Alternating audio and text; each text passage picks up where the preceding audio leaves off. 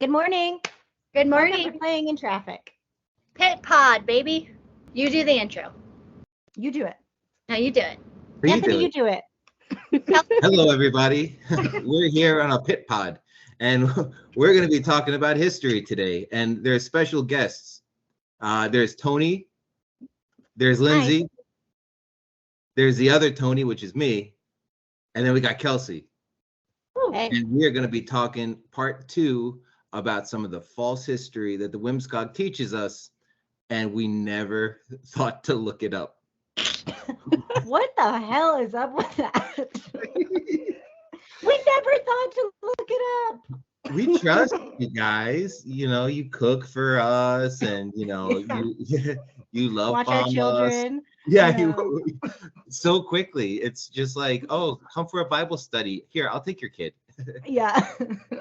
Very trusting. You're very trusting. Well, thank you guys for coming on again. We had such a fun time the first time, so here we are. And let's talk about some history. Lindsay wants to talk about the end of the world. Let's start it off right. Starting All right. with the end. Regularly scheduled apocalypse. Every good cult needs a doomsday prophecy, so. The WMS has got, tons of them. So I know. What is an easier way to start the debunking of the historical thing than to talk about the failed doomsday prophecies? Because there's nothing we have to say other than it didn't happen.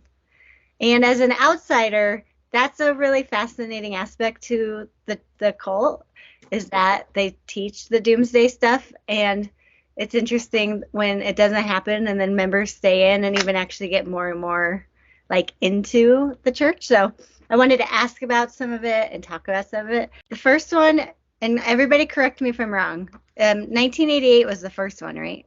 Well, I mean, technically, it could have been like 1844, depending on how far Right, the back Great you want to take this Disappointment. lineage. But Didn't they somehow connect it to the Olympics that happened in Korea? yes, yeah, actually, that was their excuse for why it didn't happen. Well, that was one of the excuses. So, yeah. to talk about the 1988, Kelsey, do you have any of the information about what was spoken besides just referencing one of the books that they removed from An Sang Hong? Yeah, it's so An Sang Hong, he thought, he fully expected to, he wrote in his original Green Book, there was originally 3 other chapters, and he wrote in there that he fully expected to go to heaven alive with the 144,000 as the Elijah, and that he even said that he himself was waiting for the appearance of second coming Christ. So he fully expected to go to heaven alive, so it's interesting that so it's very obvious that he thought the end of the world would happen in his lifetime. But then he also wrote, it's interesting because he also wrote in another book about 2012. So that's one of the things that I've never been able to connect, is why would he give 2 different dates for the end of the world? But like Anthony said, there's many excuses as to why 1988 didn't happen, and one of which I don't believe they teach anymore. They have this study called the Prophecy of Jonah, and they connect that with An Sang Hong proclaiming 1988 was the end. And just as and I can't remember very well the whole story of Jonah, but they were given grace for a period, and then nothing was destroyed, right? Yeah, so the excuse was for this, they used Jonah's prophecy, because there's a verse that said when first there was a proclamation against Nineveh that it will be completely destroyed, and Jonah's supposed to proclaim it, and when he finally did, it was like, they used the verse, and then God reached out his hand to Jonah a second time. So like, oh, second coming. And he says, proclaim to them that in 40 days, their city is going to be destroyed.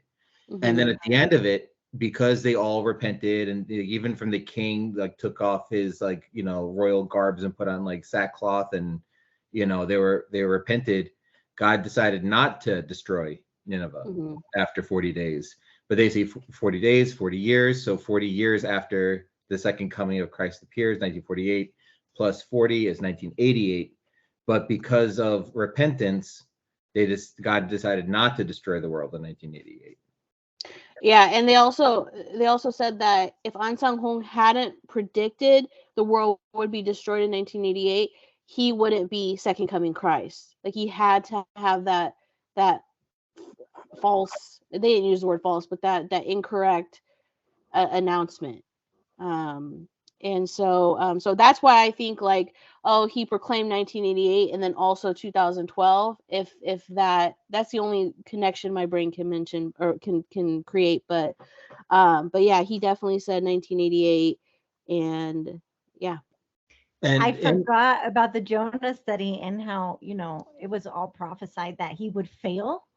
Like, it's so crazy. Well, or forgive based on this repentance, and they actually say that at the 1988 Olympics, it was in South Korea, and it's marched around the building with the church, and during the time she did it, there was a mask dance, and they say that there were 850 different masks in this performance, and that all at once, as soon as she walked around the seventh time, they all fell down inside of this performance.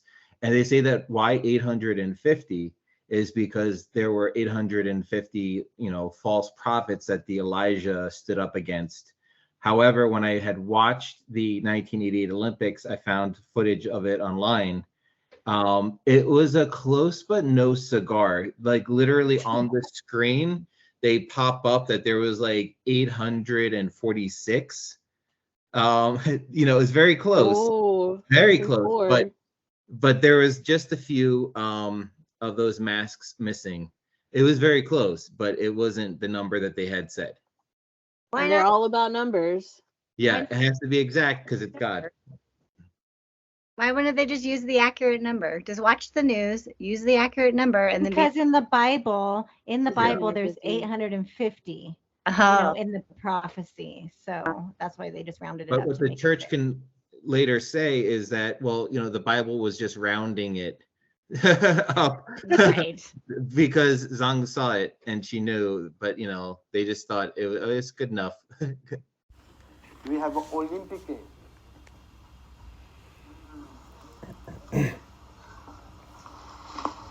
Whole world came. Where? Korea. Then how can Church of God member at that time less than 1,000 members, right? So a few hundred members. How can they go all over the world, right? Proclaim that. Then God make the what? Event, Olympic game. Looks like a coincidence. It was God's plan, right? Then at that time, Olympic game. If you look at Olympic game, every country they're representing about the mask. Mask. The mask, right? If you look at the Olympic game, Korea, 850 mask coming. They're all evil masks. Faces ugly, right? There are a lot of good articles about the failed doomsday prophecies, and then there's also a video from Korea, and they had covered, the media in Korea had covered, I think it was the 1988 failed prophecy or even the 1999 failed prophecy. It was 1999. 1999. We're going to, so there was, I think we might have done that in a previous episode, but we're going to put the link again on the bottom of the show notes here because that's worth a watch. It's fascinating, and you get to, I like to watch it because I had to see the inside of the church, like in the source of South Korea. It's fascinating. It's just a fascinating documentary, and they truly thought the world was going to end, and like all of the things that we've talked about were happening in 1999. And it shows in one little portion of that video also shows like the not humanity, but the human side of Jung Gil-ja too, because they want to confront her for a comment, so they show up to her apartment and she doesn't answer the door. So it puts her in perspective from she's just another human being. So. Yeah. And so the first one was 1988, and they say, oh, the world began to repent and the church began to grow and the Olympics happened, and it was 850 of these masks, and done, and okay, we believe it. And then when it came to the 1999 to 2000 prophecy, they teach that the Jerusalem temple will be completed. But prophetically, what does that mean? They say that like we're in this age of tabernacles, which is a feast. And the origin was, all the Israelites would bring material to build up this temple. And, when this temple was assembled with the material, then they were able to say, okay, no more material is needed. Everything is completed. And that's supposed to be the fulfillment in this age we're living in. But at the time, they say, but the material to build up the spiritual temple are the members. So we're going to see this fulfillment that's going to be completed in this year. But when it actually occurred, they said, well, look, we built this Jerusalem temple in South Korea. Our new church is opening year 2000. So that's the fulfillment. Now we have this beautiful location where God the Mother will dwell until heaven comes. And then they got a new one, I think like maybe 5 years ago. So, who knows? But, then it was the next prophecy was laid down. That would be 2012. Kelsey, do you have the details about 2012? Yeah, one other thing I want to point out about 1999 is that there's no reference to 1999 in any of An Sang-hong's books. So it's just like jump on the end of Y2K bandwagon. Yeah, so that's something that purely came from the WMS and not An Sang-hong. And if anybody has any reference that they, to prove that statement incorrect, by all means, please show. But to my recollection, there's nothing in any of his books, even the books that the WMS doesn't have, in regards to 1999. But there is 2012. And so 2012, they definitely, so I heard a prophecy one time. I heard a prophecy that 2012 would be the end, and it could even happen sooner, as soon as like 2010. I remember hearing that. I remember the name of the overseer that taught that, and that was one of the studies that we were not allowed to take notes for. I only heard that one time, and I believe I heard that back in 2009. And that was not a study that was taught to everybody in the church at the time. I was in Seattle, so it was like a smaller congregation, but it wasn't like a study somebody taught when everybody was present. It was only when the gospel workers were there. So it was people of more mature faith. But they definitely had us physically prepare for the end of the world between that time and 2012, 100%. I mean, so in 2011, okay, that was every year they were saying, oh, this could be the last Passover. They're still saying that. But in 2011, that Passover was different. And Anthony and Tony, I don't know if it was like the same for your Zions, but in mine, they would not allow people to come in past 6 p.m. They physically locked the doors, so nobody could come in and nobody could go out. And it was like a rush, making sure everybody was there on time because they could not keep it if they were late. They locked the doors, and we kept it. And I never saw that. That was in 2011, and I stayed until 2017. I never saw that before, and I never saw that after. And I didn't even see that in 2012. And they had us, like I said, they had us physically prepare for the end of the world. They had us stocking up on 30 days worth of food, or non-perishable food, water. We were buying army bags to keep everything in. If we, if like for like sometimes during the feast, like somebody like me who is like single would have to like, if I live far away from the church, I would have to stay with like a member during the feast. And so I had to bring all my emergency food with me at that time. We always had to carry at least one of An Sang-hong's books with us at all times in case disaster struck and we were stranded, and at least we would have one book, and we'd have to have the Bible. Well, we already carried the Bible with us everywhere, but we had to at least have one of Unsung Home's books. We had to have candles, something to light the candles with, because there's going to be no electricity. So we had to be able to read in the dark. And once 2011 passed, then they said, oh, you have I think somebody mentioned, I don't know if it was here or Great Lakes Studio, somebody mentioned that the time was extended until Passover of 2012. And then obviously that came and went, and nobody talked about it anymore. And after that, I was never told that you had to physically prepare for the end of the world. We were never instructed to always have Unsung Home's books with us, or, prepare for 30 days worth of food. Never. It was just during that time period. That is so true. It was like so much urgency. 2011, urgency. Get your MREs, get your flashlights, get your thermals. Flashlights, right? And then some people wanted to buy gas masks because we were afraid of, some kind of chemical warfare. Yeah. Mm-hmm. And some people even asked Pastor, should we get weapons? And Pastor said, no, we don't need guns, no weapons. He did say that. Because we didn't want to be that church. Right. But that was 2011, but there was so much urgency. Then after 2012 is done, all of a sudden we're in fucking Jubilee. I'm like, what is happening? Did anybody else get a little bit of whiplash? Like, are we just forgetting all shit? Well, yeah. So for me, because so 2012 happened, and then early 2013, because I think it was 2011, 2012 when the examining site came out, and it had a lot of information that the church previously either denied or never told members about, like Unsung Home's life, his family, whatnot.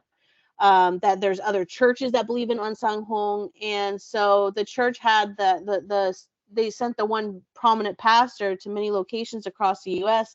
to give seminars, and they talked about 2012, and they said the same. I'm actually surprised what Anthony mentioned about 1999. They also said about 2012. That's when that's when the New Jerusalem will be complete.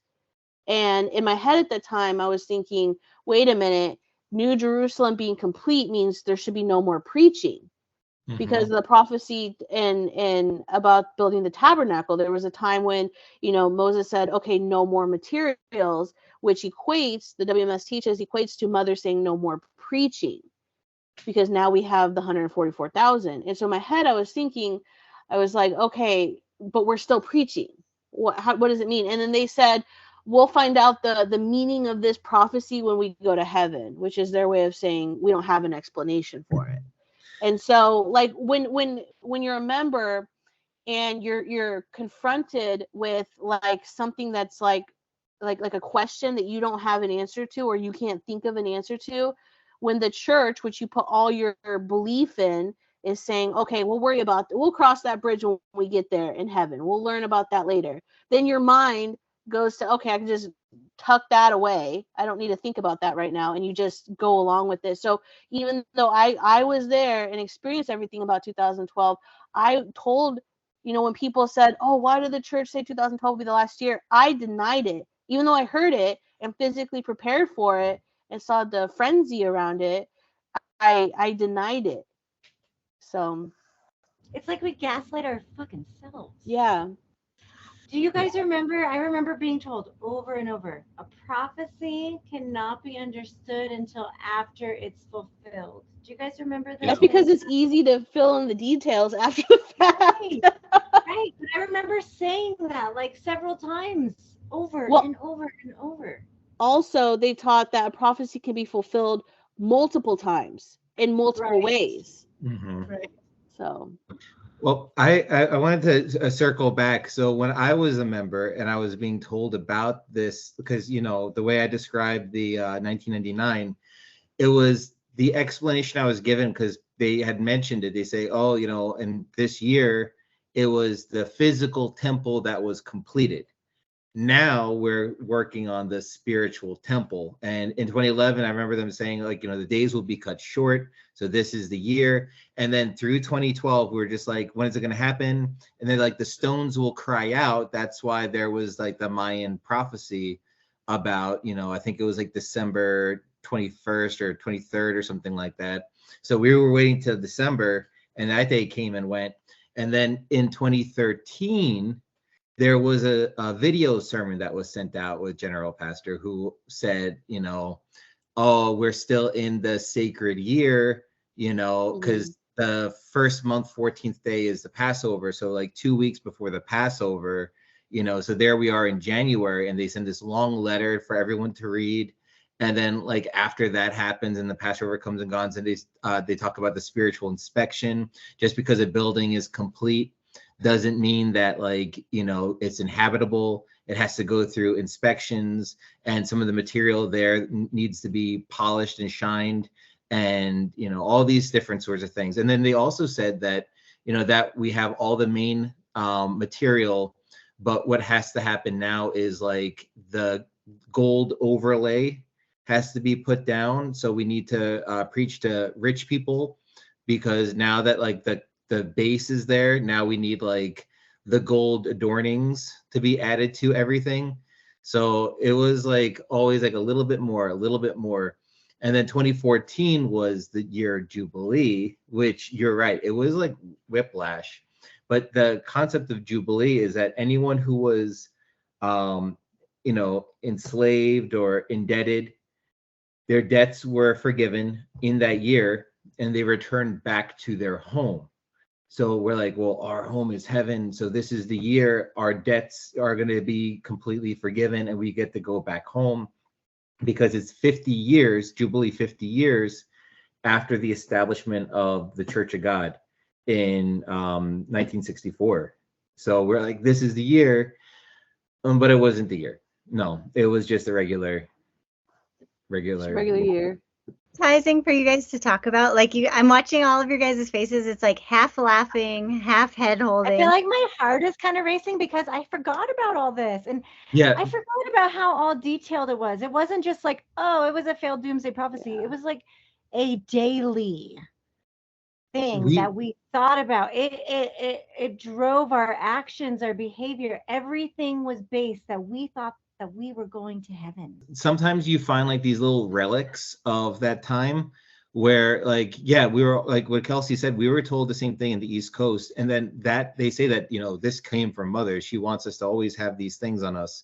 But there was in one location I was in, we even saved up and did contributions to purchase a generator, so that there would be electric, in the location, just in case.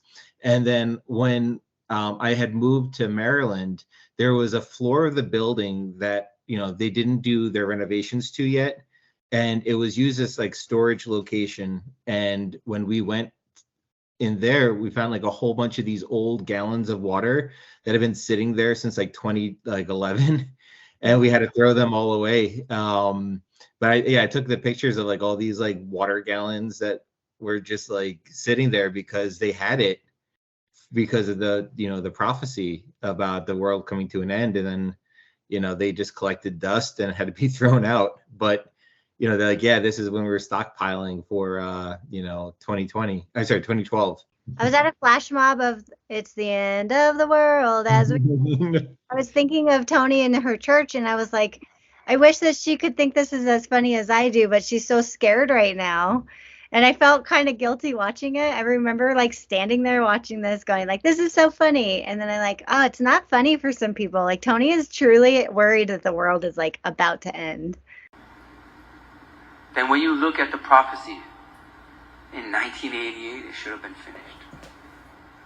1988, the nations were preached to. But who had time to repent in the time of the Olympics?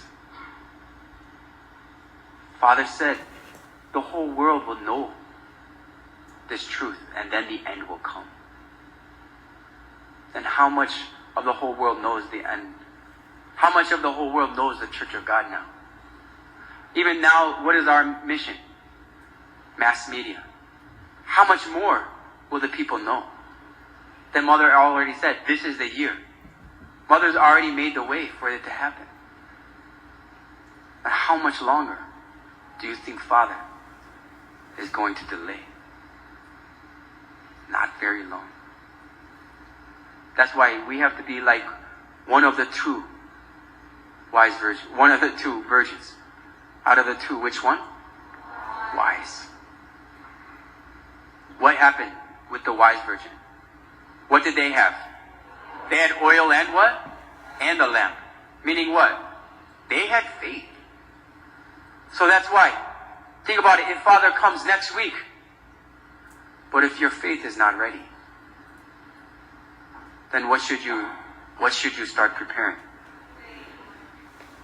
Yeah, you have to start preparing faith. That's why, what kind of faith do we have to have in Father? 100%. As Mother said, 100% faith. Do you think 98% is enough to believe in Father? No way. 100% faith in Father. That's why, according to the Bible, brothers and sisters, we are in the delayment time. But this delayment time is almost an expression. How do you say an expiration, right? Not much longer. Then be prepared, okay? I'm not saying it's tomorrow, next week, but we are not saying it's not. Right? How do we live our life? According to what? Prophecy. That's why when so many people proclaim the end, don't worry. The end is the beginning for us, okay? But if you want to see the new beginning, you have to start with what? Your faith. And please understand, Father has so much compassion on the people. He could have just ended it in 1988. And he could have taken those people, those brothers and sisters that had followed him diligently. But he had compassion on so many other wicked and adulterous generations. And brothers and sisters, let's be prepared, okay? Let us be prepared for any time. So then, please, let us start building our faith 100% in Father, in his prophecy, and in every word that Mother says. Let's be prepared this year.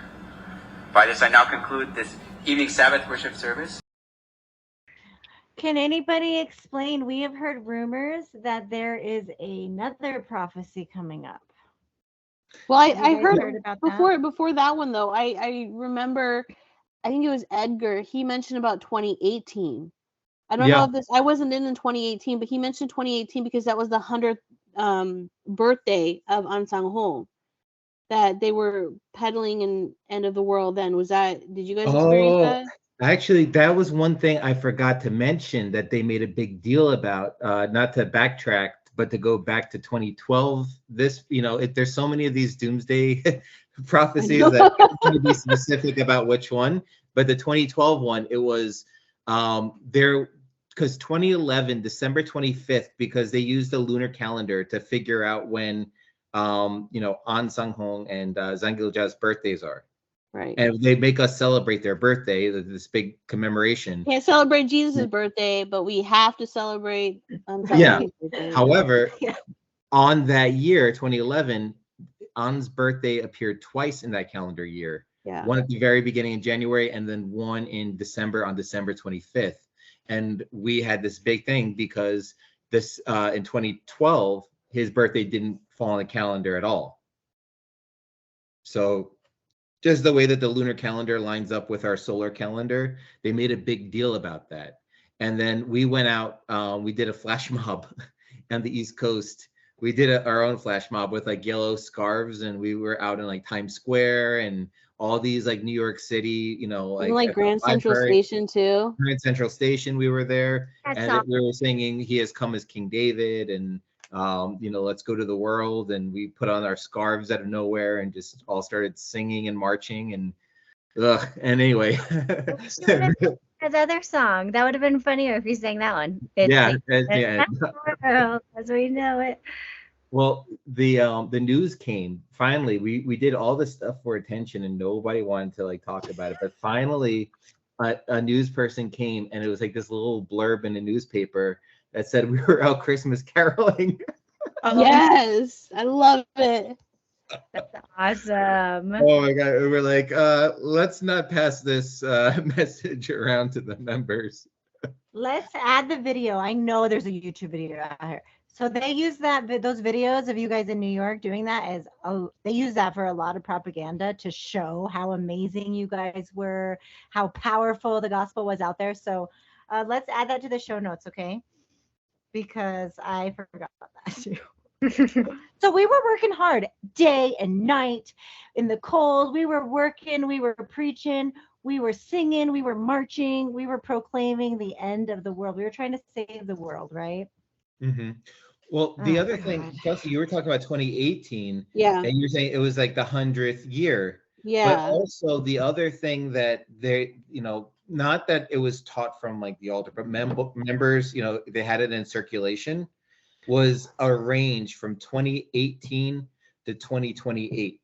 And the reason why is because they say, surely this generation will not pass away until all these things are accomplished. So they say, well, how 70, 80 if you have the strength. So 70 plus 1948 is 2018, but, plus 80 is 2028. So they created this time range from 2018 to 2028, which is, this is something that, members were talking about. They didn't really for all of these things, they don't really put publications out. They don't put it in the LOist or things that people would have record of.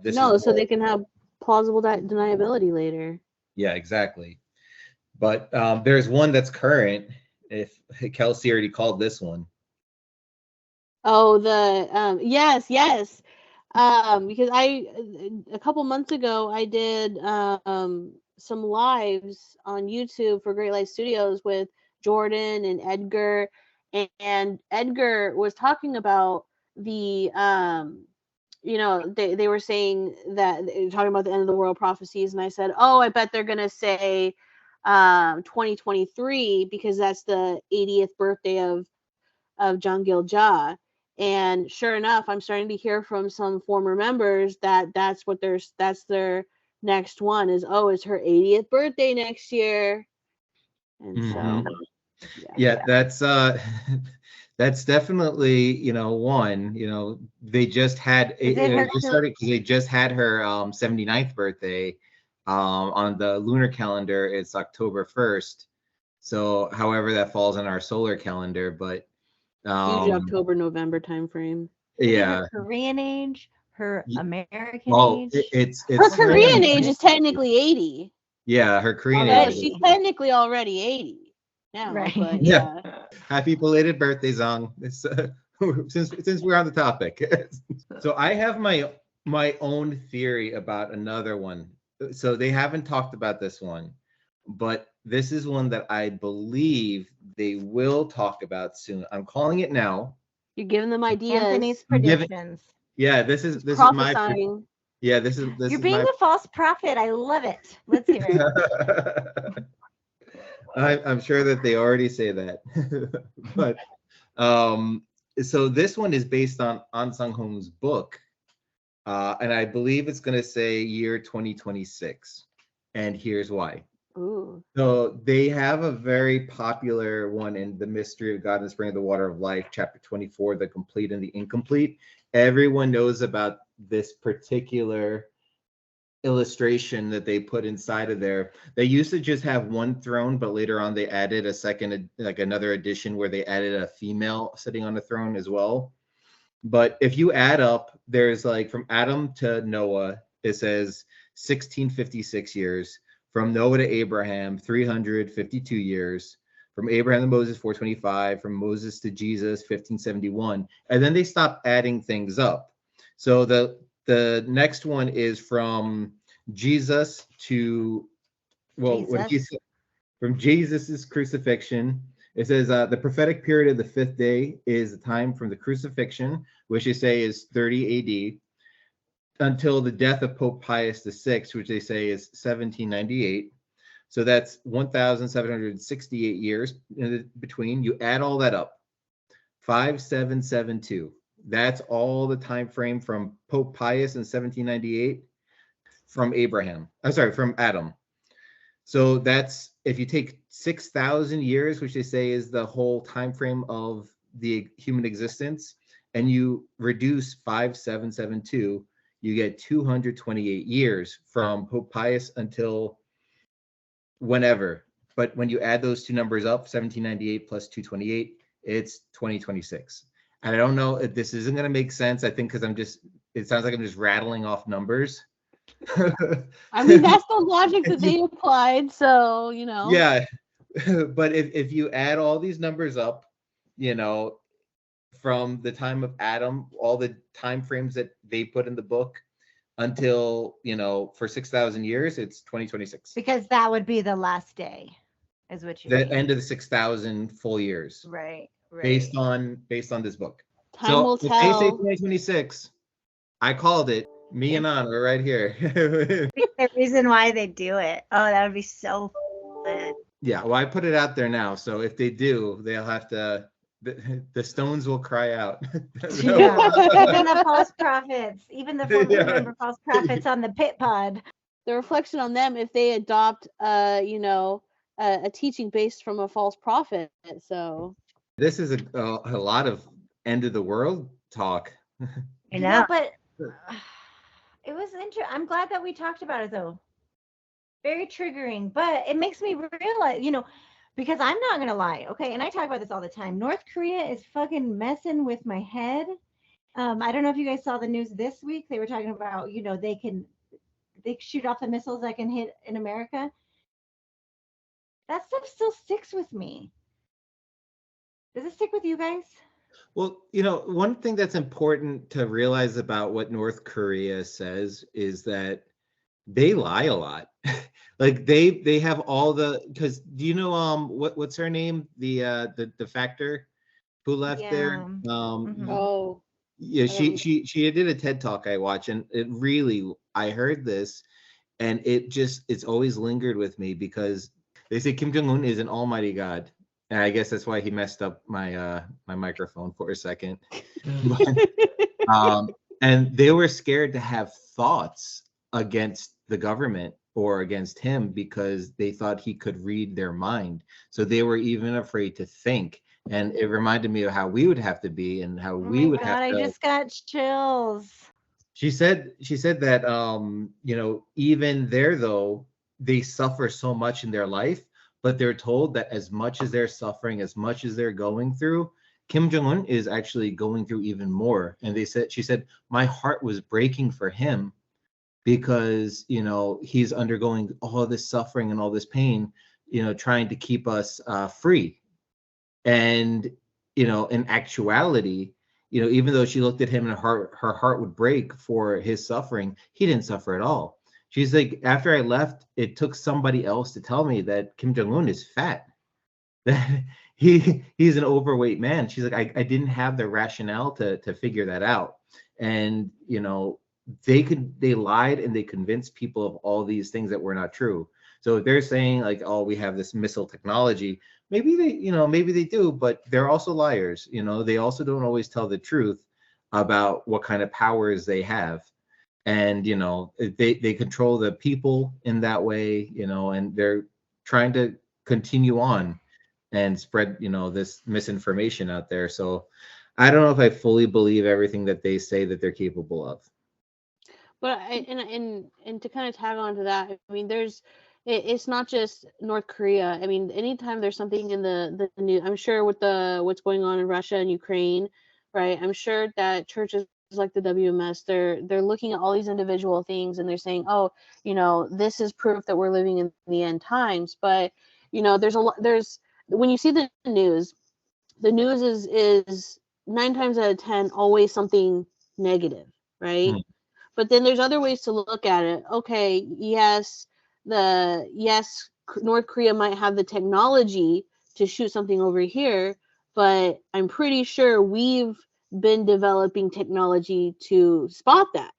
So there's other ways to look at it, and for me, at the end of the day, what's going to happen is going to happen, regardless. And even if something doesn't happen, we all still each come to die, right? That's inevitable. So it's not something that we can prevent, but if it's something that I can't prevent, I'd rather live happily than in fear. And free. You guys make me feel so much better. You're right. It's like such a pattern that I got used to for so many years, and it's hard to break it. But I have to remember there are other ways of looking at it, and that is very helpful. Well, one thing I'd add into is that the way that the church talked, like I heard while I was there, a couple of different ways that the Third World War / end of the world, which is, they say that these two things are the same. As soon as World War III happens, it's going to be the end of the world. But there were 3 different versions of how that's going to be initiated that they told. The first one I heard was at the United Nations, which now they're like all super buddy with. But at the time, way back then, you know, before they were helping them with their SDG goals, you know, they were saying that the United Nations was a place that was created to keep peace, but it's actually going to be the place that creates the Third World War. So that was the one I heard. The second one I had heard was that it was going to happen from North Korea. North Korea is going to be the catalyst to start World War III. And then the third one I heard was that it's going to be in the Middle East. However, you know, given the current, you know, climate, it seems like Russia is one potential with their Ukrainian war. And another one might be China, you know, that might also start it. But those 2 nations were never mentioned. And they gave 3 potential scenarios of how it's going to happen. And none of the 3 are really in the forefront of what's going on right now, like in this, you know, global climate. And then the other one is, and if it doesn't happen through a world war, it's going to be like a solar flare or something like that, like, you know, God's mighty power. So Yellowstone, I guess they did throw out a lot of options. So I guess they just throw it all out there, and then whatever sticks, and then they say, "Oh, it was a prophecy." Okay, we said it. We said it. Because also think about it this way too. Even if any of those things were to materialize, the WMS is still not the place to be at the end of the day. I mean, they have, you know, prophecies that didn't materialize. They're super sketchy. They treat their members awfully, right? And they're a destructive cult. So, and also their teachings don't follow the Bible either. Savings that you would have for provisions if the world really is going to come to an end. Yeah, so they're not the insurance company you want to go with at the end of the day. I mean, so it's like, you know, we can't prevent. I mean, there's been news of wars for hundreds and hundreds of years, right? Forever. And there's been news of, you know, big natural disasters forever and ever, right? Not to say, you know, that's not of importance now, but I mean, it's just we can only do what we can do at an individual level. When you were in there, though, didn't you feel safe? Didn't you feel so safe from, even if that bomb came from North Korea, even if Yellowstone erupted, we were in Zion and we were secure. We were safe. We were going to go to heaven. We were going to be protected. Like, I guess I sort of missed that sense of security. But it wasn't real. Yeah, it's a now false I know it sense of wasn't security. real. But it was comforting, right? In that moment, it felt comforting knowing you had the seal of God and other people didn't. That's why religion exists. Yeah, can I say two quick things about that? One, I think that it was a little okay. The first thing I want to say is that maybe we should just make this an apocalypse episode. I was thinking just focus on this, because there's so much to talk about with this, and we'll do another one about all their false history that they peddle. But the other one is the security that we felt was a very superficial one. Let me tell you, I had an overseer who played a prank, which I loved. It was so funny, but it was also really traumatizing, which was he started to call like certain like leaders and certain members, like little groups of us, into his office. And he had this video playing that was like a fake news broadcast of like a missile being launched and like nuclear bombs going off, and that like all this like terrible stuff's happening. And it's like, yeah, you know, like this stuff's happening right now. This, you know, like these countries are being destroyed. There's a war happening, and it's happening right now. Like the world's about to end right now. And it was a prank, you know, like it was, but it was also like to watch reactionary, you know, like how are people going to react? And what did they do? Everybody, so there was this one, like I believe he was like maybe like high functioning like autism member who was just like really like happy, like, yeah, okay, you know, like God's coming home. You know, we're going home to God, you know, and everyone else was just like riddled with like anxiety, like, oh my God, like this, like, because we thought it was real.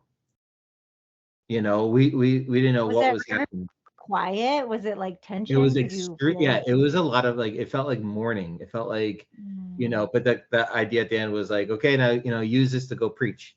But it was, I mean, like, it was messed up. It was really messed up, because you know what kind of like mindset we're living in every day, that, you know, this is going to happen. You know, we live as if the world was about to end all the time. And it was really like a scary time during the time in there. I think we thought about the end of the world more than most people. So we always had that burden on top of us.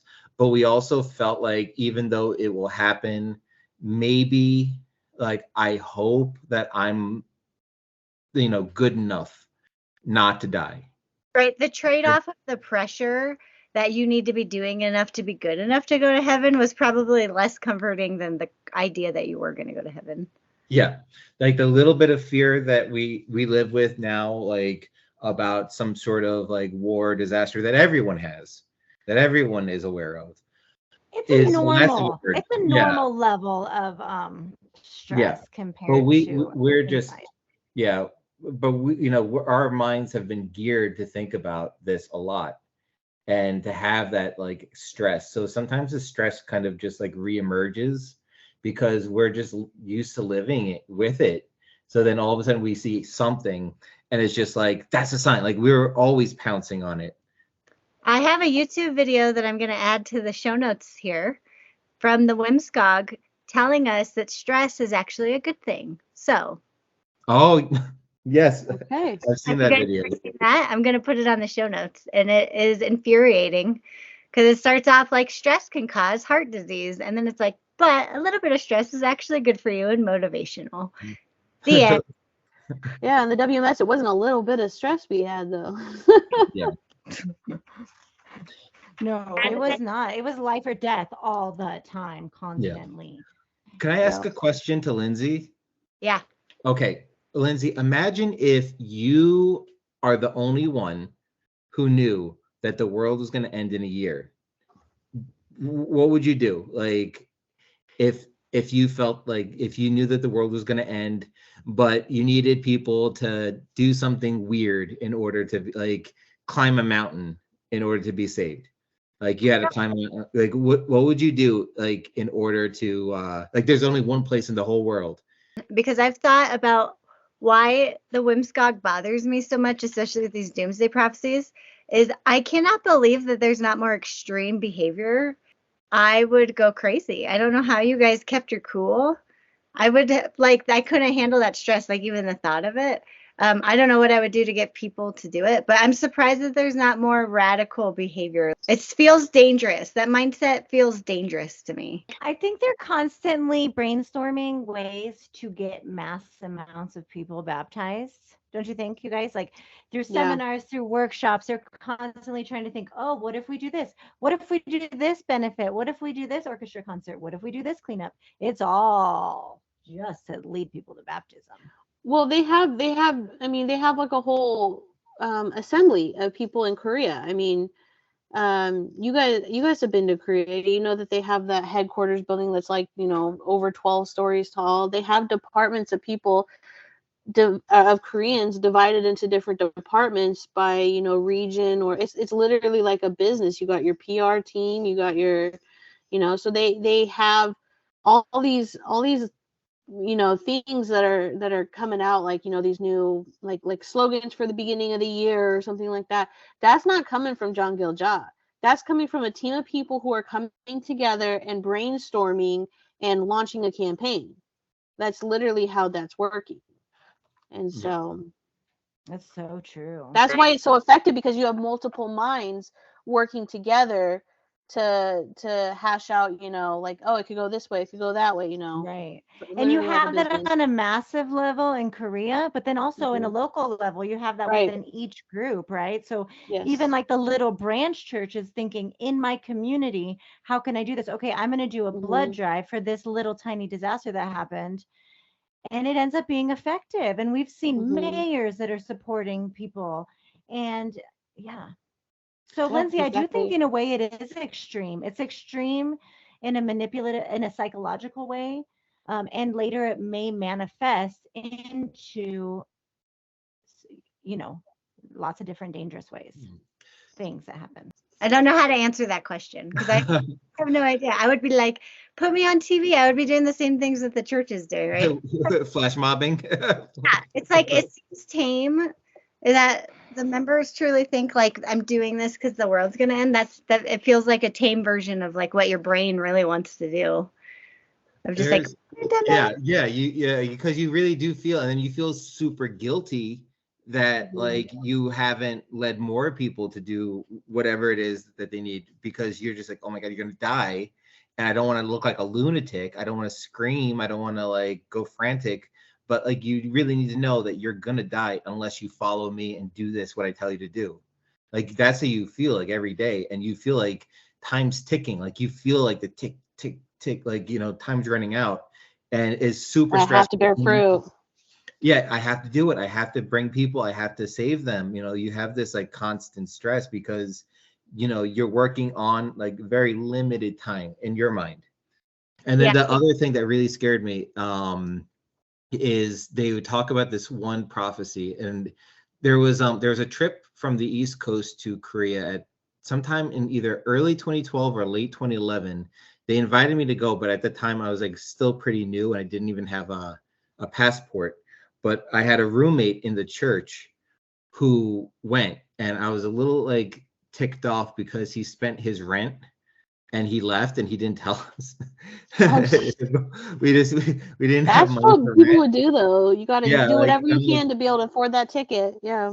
Yeah. So like, anyway, when he was there and he came back, he told us that there was there's a scripture that says that people's eyes will still rot while they're standing, and like that they'll decay and all this terrible stuff, and he's like, and Mother told us that is they're going to be using chemical weaponry in World War III, and that this is going to happen, and like that kind of concept, like all around you, people are going to just be exposed to these like flesh-eating chemicals, and they're going to start rotting while they're standing next to you, but you'll be saved from it. Like you're going to see terrible things, but just have your faith. Like this is the stuff that, they were teaching us, and it was, terrifying. They would teach us during like an afternoon Sabbath service, and the children would hear it. With the kids in the room. Teaching that everybody would hear. And this is a common verse that we would think about a lot. Yes. And they would show that one UCC space video, just on the topic of children. They would show that one UCC space of videos, which I think is a clip from like Armageddon, and like people like literally like being burned alive. Like Terminator. But in my Zion, I saw the church playing that for children when they misbehaved. Like this is what's going to happen to you if you don't follow father, mother. That scene was at a playground. That scene, yes, right. Like they were at like the little holding onto the fence, right? Yeah, and she's like screaming. Yeah. That clip, and I hear that they use that clip in a lot of different cults and stuff like that. It's like, how do you scare people on a budget? Just when you play Terminator. Yeah, play this clip from Terminator out of context. But I think like also in terms of like maybe why a lot of people aren't so extreme when they constantly hear the end of the world message. For me, I think it's because you're so focused on preaching. Like it's always just preaching, bringing more and more members into the church. So essentially recruiting. So they put everybody's minds on recruiting, that it's hard to really focus on anything else. And also, like, for me, hearing the same things over and over again for, over 10 years, it's like things start losing their effect, right? Fear only lasts so long until you get used to it. And then, like, yeah, you know it in your mind, but it doesn't affect you the same way as if you first heard it.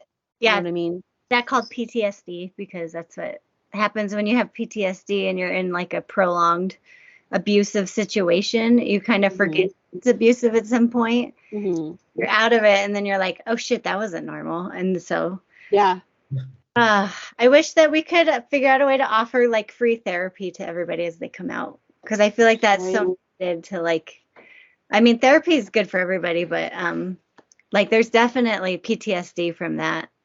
I feel like this hour has been a therapy session, like going back and thinking about all those things that we thought, but from a different perspective, is really helpful. Really, really helpful for me personally. Yeah, no, I agree. And you know what? It's like when you can't afford therapy, just to have somebody else be like, well, I'm crazy too. I went through the same thing, like it's helpful to know that you're not the only one. And also to have somebody normal like Lindsay, who didn't go through it, but who also can like hold space for us and say, okay, well, yeah, that was crazy, but it's okay. Tony, that's the first time I think anyone's ever called me normal. Thank you so much. Oh, you're welcome. You're so very welcome. But yes, this is a space. And as an outsider, I say, all of your feelings are valid, of like, feeling all of that shit when you come out of it. Because I can't even imagine. I knew Tony was going through it, and it used to make me really sad. And I hate knowing that there's like so many people that have to come out on the other side of it and deal with that shit. I was gonna say, but also Lindsay, like your life was affected by this group too, just in a different capacity. Yeah. And I think that's also something important, because there's a lot of people that they might not have been in the church, but their lives, the trajectory of their lives has definitely been changed because they know someone, and they have a kid in the church, or a brother or sister or a spouse in the church, and they can also definitely be traumatized as a result. There's been times when we get emails from family members or like interviews, and some of the stories where I'm just like, oh my God, I forgot about that. So I have that moment too, where I'm like, I forgot that for like 4 months, I was super pissed at Tony for this thing that I just totally put in the back of my mind and got over. So it is like re-triggering for all of us. So thanks a lot. No, I'm just kidding. I'm just kidding. The anger is directed at not the members at all, ever. Yeah, and that's very true. It's definitely like sometimes I find people like who want to blame members. Yeah. But they're just like, it's coming from like the top down. Yeah. Like the whole culture. And actually, I was just talking to somebody about this because it's like there are all these different layers of the stress. So like sometimes like maybe a team leader might get onto their team members and be a nuisance to them, because it's like, oh, come on guys, you have to do more. We have to bear fruit, because when they sit all the team leaders down, like, how many fruit has your team done? How about your team? So like you're in competition with all the other teams, and you don't want to be the loser. And then, above that level, like then all the churches have to report to an overseer. And it's like, which church is bearing fruit? Which church is growing? Which ones are doing activities? What have you guys done? So, you look at it at that level. And then the next level up, like now it's like the overseers are all competing against like a region. So like layer by layer by layer, everybody is, under competition and scrutiny and stress. And it just trickles down, like it just magnifies from the top down. So everyone, like, no one wants to be like the region without fruit, or that isn't getting enough money, or who's, because they measure like how many people are doing tithe, what percentage of the church, what's a healthy number, what's a healthy like retention rate for new fruit. They look at all this sort of these metrics, and then they judge them based on them. And like everyone's under this stress from like the top down, and everyone like, but what do they do with that stress? Like, how are they ethical when they pass it down to the members? You know, when like an overseer is an ethical overseer who's communicating to their churches, you know, like, these expectations and what they want to do, you know, that's where things kind of get lost. But I think that everyone's under a lot of stress, and it comes all the way from the top. And then maybe that's why they try like, oh, let's try to scare them, or let's try to do this or that to get the result that we want, so we look good for, you know, who our boss is in the church. And then you see mother, and she's like in her nice gown. She has 0 wrinkles, which is totally fake. She must have Botox like once a week. Like chill, just like, hey everybody, what's up? Yeah, and then they're like, let's video her, like, you know, folding a member's pants like when she goes to their dormitory, and act like this. I never thought of that until, I think it was you that brought that up. Like, I never thought about that whenever we saw like the footage of her, like, you know, first of all, going into someone else's space and touching their belongings is weird, right? Yeah. But, you know, that's a whole other side. But, you know, just someone's filming her, and when she's doing like her prayers, or, you know, like, and like we had a calendar one year that it was just like pictures of her praying and doing activities, and it's like this woman had to pose for this stuff. Like, it's weird.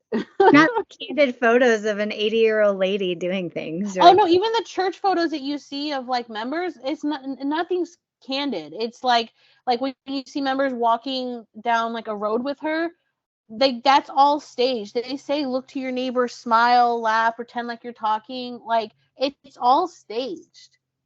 I mean, Tony, Anthony, did you guys experience that when you went to Korea? Absolutely. Like, when you're in the airport, yes, airport they're making. too, yes. Sometimes you have to like, do it again, guys. Now do it again this way. Walking into Jerusalem now this temple. time wave your hands. Remember, sometimes you have to wave your hands. Yeah, all the way. Normal. Yeah.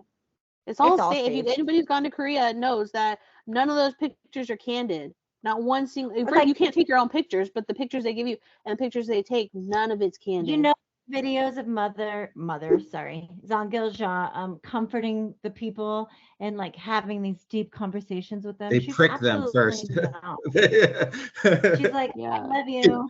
I love you. I love you. That's it. Go away. Oh my God. That's all she says. Yeah.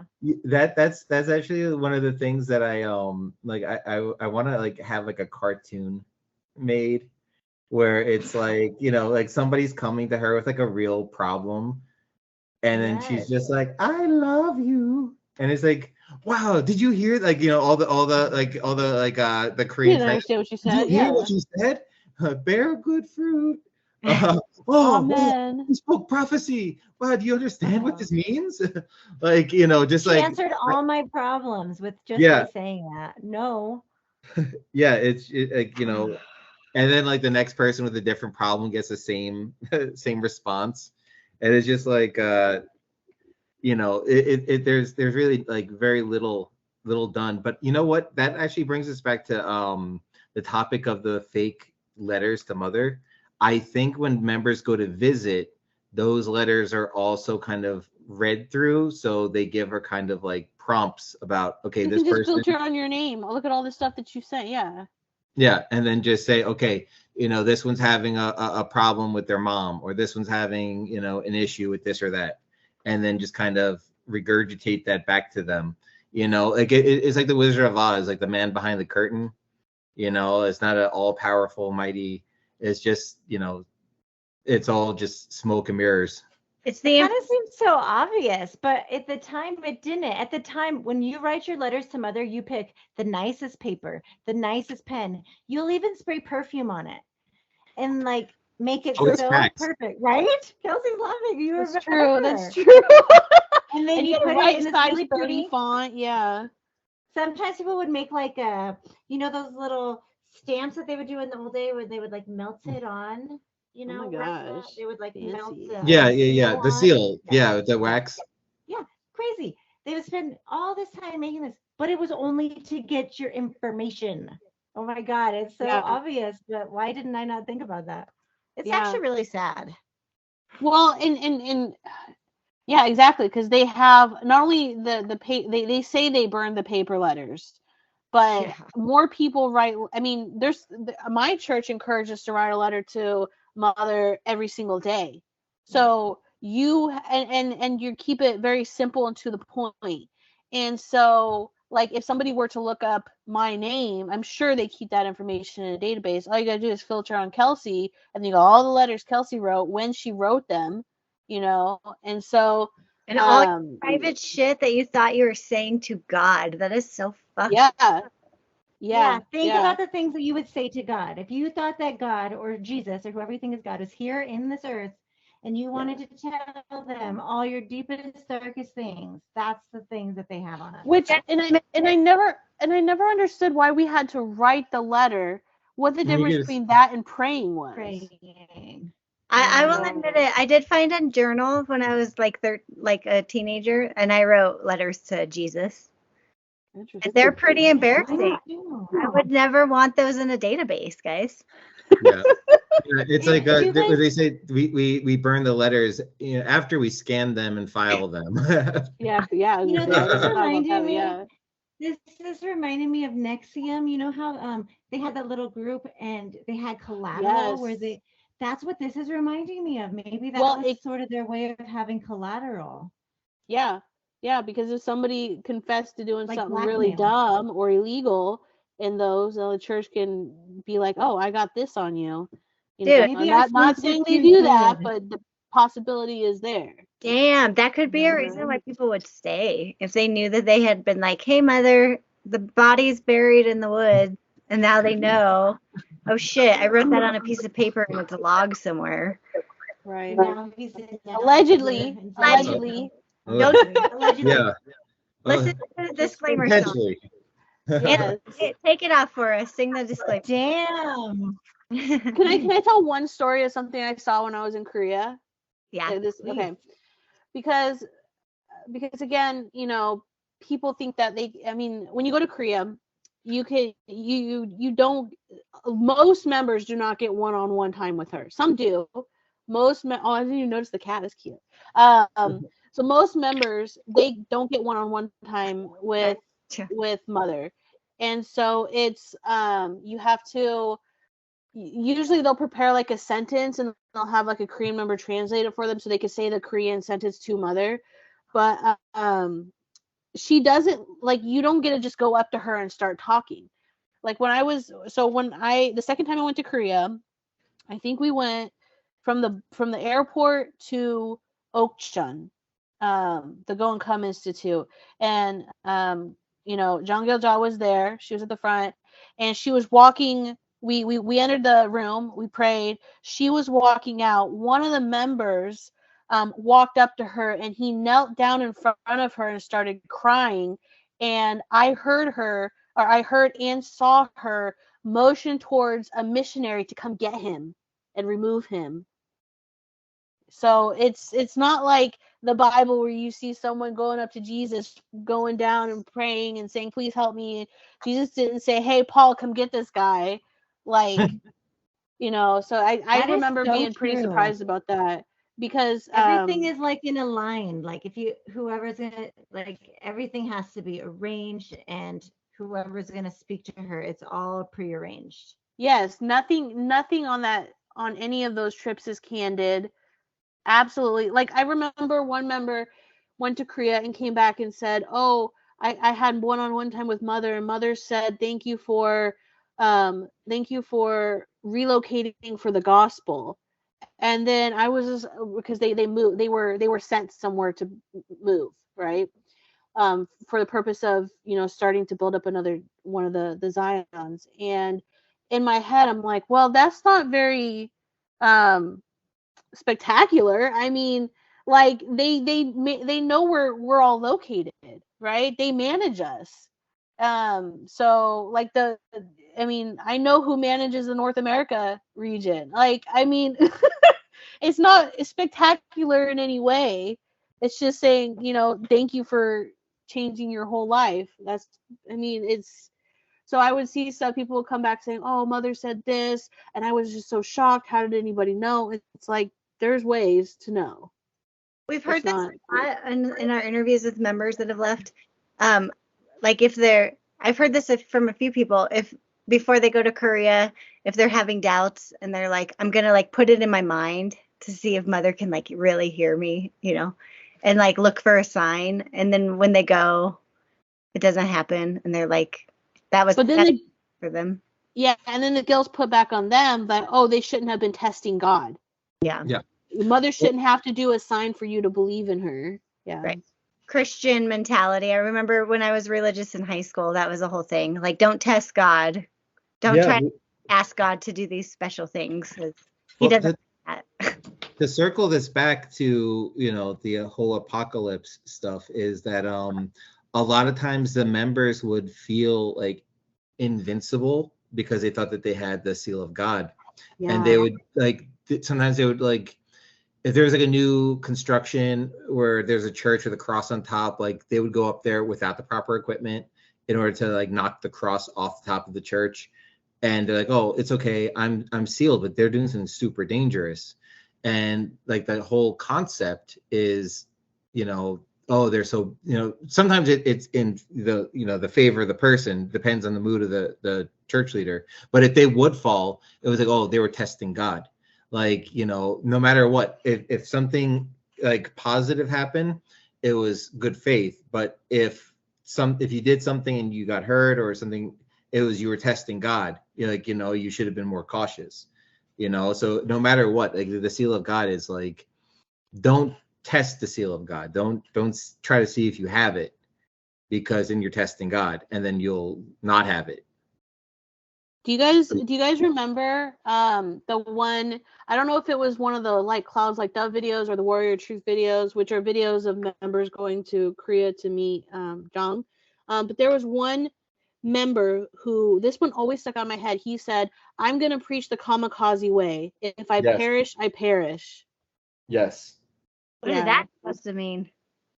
If something happens to you, but at least you're preaching. Yeah, I remember that was like a long time ago, right? Yeah, it was a long time ago. That just brought me back. I remember Watch, they're gonna remove that video from circulation now, but I'm sure they probably already did. There's a lot of videos that they like a lot of times when there's like a special video, they let them play it a few times. I had access to those like special videos, and you can play it, I think, up to like 5 times, and then you have to re-download it because they have like security. Like you have to delete the file and then re-download it, and you only have a certain amount of plays. So there were times where like, you wanted to check it and make sure it worked, and then tech wanted to check it. And then when it came time for you to actually play it, like you had to make sure there was enough views still left in that file, because they had this technology where like it would just get, deactivated after a certain number of watches. And there was on, a whole bunch of different files, but then they deleted stuff. And then they used to have them on the computers under like on a little file that you could watch it, but then they took that out. So like, now they keep on changing the technology because they don't want anyone to have access to like a USB drive with the videos, because they delete them. There are certain times after a certain period of time, they're like, we have to remove this from every computer, from everything. So, as time goes, but you don't question it as a member. You're just like, oh yeah, it's just an old video, or, oh, there's a slanderer on the video or something like that. But they just don't want certain things in circulation still, so they can deny it happened. Is there like an app or like a website that you have to have a login as a member, and that's and this is where you're talking about, where you go in and you can view the videos under your login? There's still for me, I had a special one to download because I was a church leader with a title. But to the normal members, there is a website that's like worship.wattv.org. Okay. That is accessible, and they have like the very generic sermons that, you know, the general pastor would do that, like, you know, like the very common doctrine. But then there are certain ones that are, I guess, a little bit more questionable in content where you need a login to watch them. Okay. So like on that website, there will be certain ones you can't watch unless you log in as a member. I tried to read the terms and conditions on that website because it has the cookie thing that's like, agree to these. And I was like, this might be the one time that I actually kind of read through these on this website, you know. And the way that they have it is it's like imprinted over the font behind the webpage behind it. It's really hard to read. So I can't really read all of it. So I don't know if anyone else wants to go on there and try. I don't know that they're like hiding anything in their terms and agreements, but I was like, I feel like legally if they added it into their terms and agreements that they could like track you or like see who's logging into their, like not logging in, but like looking at their website, just their blanket, like no login, just like the blanket website. There are apps that they have that have very like suspicious terms and conditions where you get this app because, oh, you have to track how many people you're preaching to. You have to, you know, track how much you've read today. You know, this is where you have your sermon book. This is where you have, you know, there's all these different apps with all these. They created one where it was like, you know, quizzes and educations that they wanted you to go through this process, and all these different apps that they created that you have to download and put onto your phone. Those things have questionable terms and conditions about what it actually gives them access to on your phone and your information there. And those in that app in particular, or those apps in particular, at least the My Page app, there's like a disclaimer that says the information that they're going to collect are like IP address, cookies, service usage records, visit records. And I know there's a way for them to, like, if you're on their site and like you want to search for a like a keyword in a sermon, that through their search bar they can see they can see pieces of your information. Like just on their regular login page, like just like without. You don't even have to log. You don't even have to. As I understand it, you don't even have to log in to their website and use the search feature, and they can see. But for the app, yes, you have to have, like, I believe you have to have a login, because you can't, like the My Page app, you can't access anything if you don't have a login. It's all done by your life number, your book of life number, and that's how they track you. It's like you have this, I don't know, 7 or 8 digit number, and then that's how they track you. Well, then the church probably has my name popping up in their search bar all the time, because I'm always looking at their website. I don't know if it's general navigation, but it's I know there's a portion of it that you can like search things, and then like they'll pull, it'll like bring the results will bring up applicable sermons that they have posted. I know exactly what that one I think talking about, because I've used it before. That's why I'm making this face like, oh shit. But right? I can't actually read their terms and conditions because the way that the font is so terrible. So WMS, if you're listening, fix your formatting. Fix your terms and conditions. Of curious people like me, I just wanted for my own information to know what I'm agreeing to when I don't actually click on the accept terms and conditions button, because I don't want to. But all alleged, right, everybody? Well, yeah. So I'm not for the search bar. I'm not, saying that they're specifically what information they're collecting. I just know, and it's not just something that's unique to the WMS. It's like any website you go in, there's certain information that's collected from the users just systematically. And right. So I'm just saying that as a, be aware. A concerned consumer. Kelsey, like you said, they're set up like a corporation. So everything that they're doing is in the same way that Twitter would work, or, Facebook or whatever. They're set up like that. I know one of their YouTube videos has an ad that pops up, and I'm like, motherfuckers are making money off of YouTube. Oh, that drives me crazy, because in the Great Lakes Studio stuff, the members will say, oh, like for a while they were saying, oh, you guys are monetized, you guys are getting paid. First of all, I don't get paid for anything for Great Lakes Studios, but it's Jordan's channel, right? And they were just going on and on about that. And then the WMS has ads popping up on some of their videos. I've never. It's like, oh. It's not many of them, but I mean, I definitely have a screen recording or two of ads popping up on one or two of their videos. So infuriating. I feel bad because I'm like, maybe I shouldn't watch this because every time I watch it, I'm just popping in another ad for them. I don't know how. I mean, well, we that's have just one way to make money off of YouTube, but there's just a general view too. This has been so amazing. This is not what I expected us to talk about at all. This is not what we planned. No. Well, I'm sorry. Could I just add one thing about YouTube since we're on the topic? Sometimes in the church there are when you hear like, oh, like mother said this, mother said that, you could tell like it's just like an old lady talking because of some of the rules and some of the concepts and some of the misconceptions about technology. And she's like, well, like we have to preach to the whole world, but now we have this thing called YouTube. And because we have videos on YouTube, now the whole world can see, so the whole world has the opportunity to hear this message. So, it was her way to kind of be like, even though the world population, we went from like preach to 7 billion to now it's like, how many billion? Like there's another billion people from the time that song was made till now. And, it's just like, you could tell she doesn't really kind of get the concept that like, just because people have YouTube videos and you put a video on YouTube doesn't mean that people are going to see your like random ass sermon like video. It's just like, we have videos on the YouTube now, and now the whole world can hear. Well, Mother, that's how I feel about having YouTube. It's just like, they have YouTube, so there's no reason for them not to have heard. It's just like, that's not how YouTube works. That's not how it works. I really encourage people to, I mean, not really encourage, but just if you're bored one day, look up Shincheonji sermons on YouTube. Their format is almost identical to the WMS format. Like, you don't even have to listen to the sermon, put it on mute, just look at it. It's almost identical to how the WMS looks too.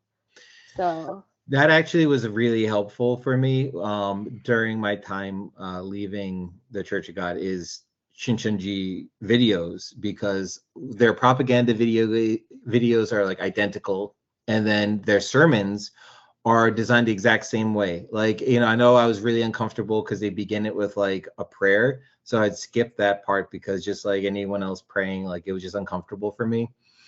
But then after they got through that part and like the way that they set up their education, the way that they spoke, like the kind of pauses that they would take, the kind of word choices that they had, everything was identical to the, World Mission Society Church of God. It's just like exactly the same. So just to see that, it's a formula. And, I used to think, oh my God, like who could teach a sermon like the World Mission Society? Like who can do such a thing? Who can bind these different concepts and these different verses together like this? It has to be God. Well, actually, no, there's a lot of different people Anthony, can do it. You can. You just did it. You created the next Doomsday prophecy. Oh, yeah. Yeah. 2026, guys. Go get your MREs. Go pack your bags. 2026. And go quickly. Spend all your money on short-term preaching. Go everywhere. Quit your job after you cash out your 401k. Just quit school. I know members who wouldn't even put money into a 401k because they're like, the world's gonna end. I don't need it. So I know quite a few people who never invested in. Oh, okay. Yeah. Yep, my future's doomed. Yeah. That's okay. It's ending soon, 2026. Yeah, 2026. It's amazing how quickly you guys actually do recover. I mean, not fully recover, but like how is it for you guys, this experience of how quickly you can like back up on your feet when you're not giving your money away? Okay, so I am coming up on my 1 year out of the church soon, which is kind of crazy because I feel like I've been out for longer than that, but I'm coming up to this like 1 year point. And my first year, it was rebounding my life. So it was a lot of purchases.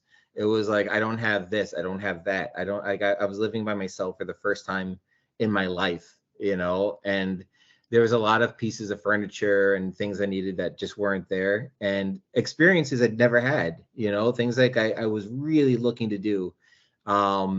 to fill up my time. So I did not help climb out of debt at that time, but now I'm on the debt recovery path, and then after that it's investment path. Nice. Dude, I didn't even have furniture because I mean, like, because when I was in the church, I didn't learn how to do a lot of adult stuff until I left the church, because when I was in the church, I got baptized, when I just turned 18. So my concept of like renting, I never rented an actual apartment. I would rent rooms in people's houses. I mean, in Seattle, it was like members' houses. And in Portland, I would, I lived at home for a little bit, and then just rented rooms in people's houses. And I would always specifically pick rooms where it's furnished. That way I don't have to have my own furniture. So if I have to pack up and move at a moment's notice, I can just put everything into my car in one go. And so I didn't have a bed. I didn't have a desk. I literally didn't have anything. So when Just I like left, the stories of An Sung Hong. yeah. Yeah. But it's because that's how I Everywhere. saw the leaders live too. That's how I saw the leaders in the church live too, is that they could put all of their belongings into the trunk of their car. Not even Kelsey fill only their car. had mountain water to drink. I had a little better than mountain water. I had tap water From the stone. But yeah, so after I left, like, that was one thing that I think I still kind of struggle with that too, is like having permanent items. I don't know how to describe it. It's just because, like, I don't thrive well in clutter. Anthony, did you celebrate Christmas last year, or were you still in? I had just left that month. Okay. So although I was around family that time, because my birthday is right before Christmas. It's on the 22nd. So I went up there to see I went to go visit family for my birthday, and it just overlapped with Christmas. My intention never was to really like keep it or anything like that, but I was around family, but I didn't really do anything that was particularly Christmassy. Yeah. Besides, have a meal. But yeah. So yeah, this will be my first Christmas time out of the church and out of the that kind of fog that you're in when you first leave, that like fear of, because I remember the first time I skipped service, I was telling like my friend, I'm scared I'm going to get in a car accident. I'm scared something terrible is going to happen to me. I'm scared that, like right now I left, in my opinion, my thought was like, there's a potential that I walked away from God, and, like now God's mad at me, and God took away protection, and now like the devil's going to come and get me, and the devil's going to, I had this like crazy fear that like, God's going to retaliate against me skipping service. It was just, and then like they would tell these like stories about like, this like one, these different situations where somebody did leave and something did happen to them, and they like almost kind of rejoiced about it. I remember there was a one female member and her boyfriend who were members, and they were skipping a third day to go to their graduation. And they were in a bad car accident, and the girl was in a coma. The guy's like, I think his like lung got messed up, and they're like, and you know why? It was because they were out driving on a third day.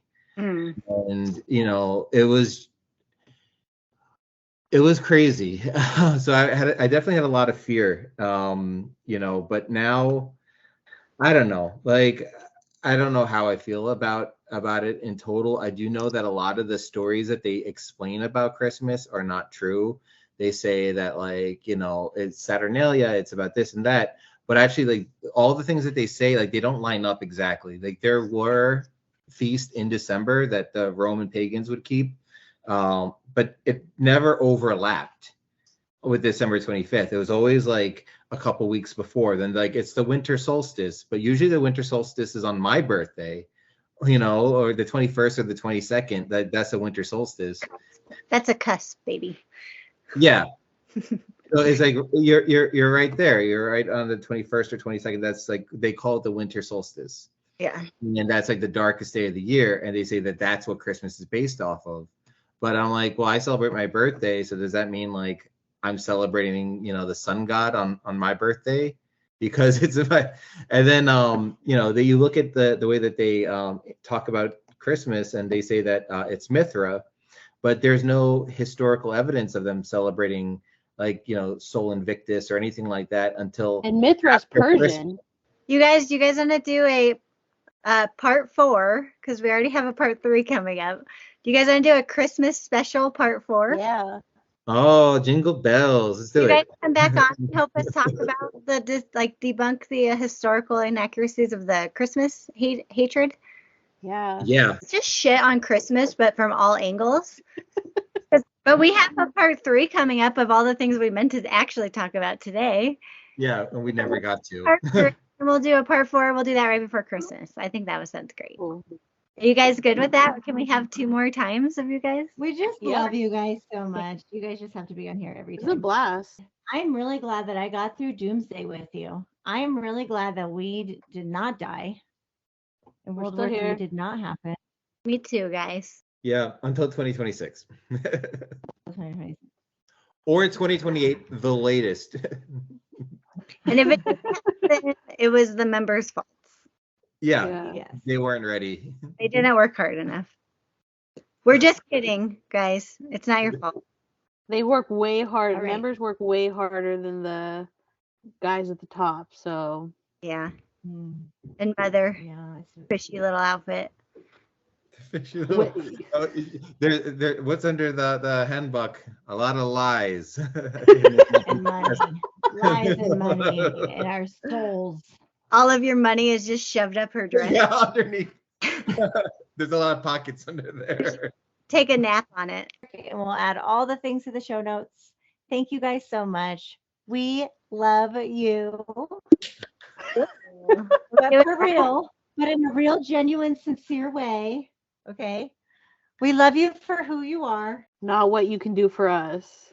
Yeah. Yes. All right, I'll start. Ready? And then you guys just jump in any order. Boom, baby. Boom, baby. Baby. No, that did not work out.